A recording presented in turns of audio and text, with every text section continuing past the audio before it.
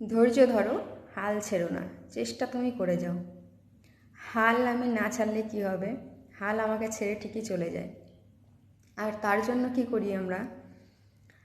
ফেসবুকে অনেক পোস্ট দেখতে পাই, বড় মাকে শেয়ার করো, রানীমাকে শেয়ার করো, নৈহাটির বড় মাকে শেয়ার করো, বুড়ি মাকে শেয়ার করো, শনিদেবকে শেয়ার করো, কৃষ্ণ নাম নাও, দেখবে তোমার এই হবে ওই হবে, 1 ঘন্টার মধ্যে সুখবর পাবে।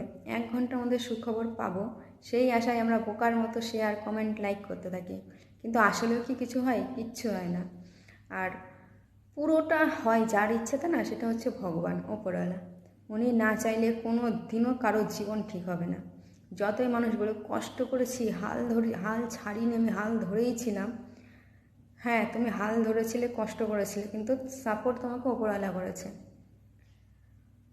তার জলজন্ত উদাহরণ হচ্ছে আমি। মানুষে যেটা বলে যে হ্যাঁ চেষ্টা করেনি, সেটা যদি কেউ আমাকে বলতে আসে না চেষ্টা করিসনি, তাকে আমি একটা কথাই বলবো, মানে ভেতরে অনেক কথা বলবো, কিন্তু ওপরে ভদ্রতার খাতিরে একটা কথাই বলবো, যে তুই মুখ বন্ধ করে বসে থাক, যেটা জানিস না সেটা নিয়ে কথা বলতে আসিস না।